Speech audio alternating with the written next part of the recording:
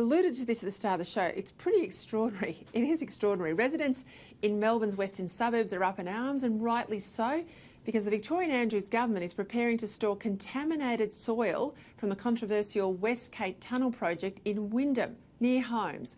Liberal Victorian Member of Parliament Bernie Finn represents the Western Metropolitan area. He joins me now live in Melbourne. Bernie, you raised this with me in and around a conversation we had on Friday night. I thought you were, well, not gilding the lily. I thought you were maybe over-egging the custard, as my nana would say. Yeah, but this is fair income, isn't it? This is fair income. Yeah, there is no GST on this story at all. This is actually on the cards, and people are gathering, they are protesting, they are ready to fight big time on this, because we are talking about dumping toxic soil within 70 metres of residential housing. It is. I just don't understand for a moment how any government can even contemplate this sort of thing. It is insane. So you're part of a parliamentary inquiry. How much scrutiny? I mean, we've got this issue in New South Wales where the EPA is all up in arms about some noises that freight trains make, which will then force trucks onto the road. Where is the EPA and all the environmental bodies on this?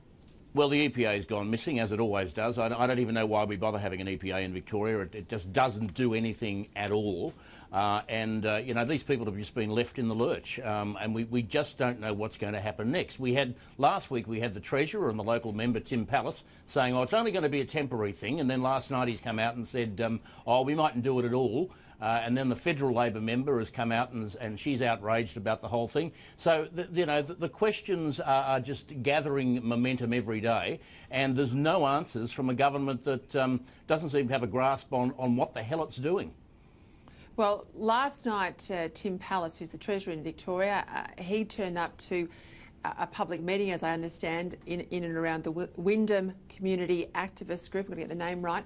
He went out to the community. He was booed and jeered. This looks to me, though, with some of the backtracking that's happening in the last 24 hours, that they've been found out, and now they're trying to get around, you know, what were, I suspect, genuine plans to dump the soil in and around these homes. Yep. Yeah, look, I have absolutely no doubt that was on the cards. That was definitely going to happen. Whether it happens now or not, I don't know. But the fact of the matter is they have to dump this stuff somewhere.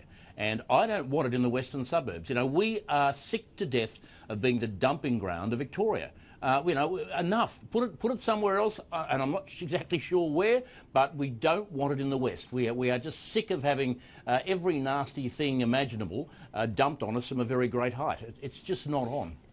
Look, it seems to me that this project, and I have some understanding of it from my time in government, because it was a stopgap project, this West Gate Tunnel, they call it, $6.7 billion. A stopgap after Daniel Andrews came to office and cancelled the east-west link, costing taxpayers $1 billion.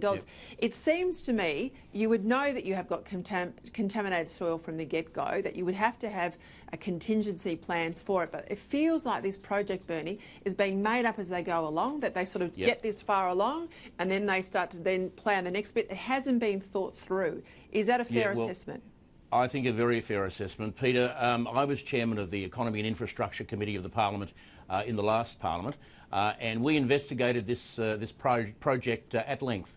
And I have to say to you that certain people in very high positions in both Transurban and in government lied to the committee, and I say that without fear of hesitation or fear of contradiction. They lied to the committee. This thing, back in 2014, before the 2014 election, Daniel Andrews was promising a $500 million shovel-ready project, as he described it.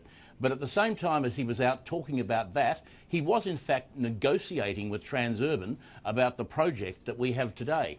This has been led by Transurban from day one, and you can't blame them for that, because they are making a poultice on this. They are already collecting higher tolls on the Tullamarine Freeway and on the Monash to pay for this this tunnel that's at least probably 4, maybe 5 years away.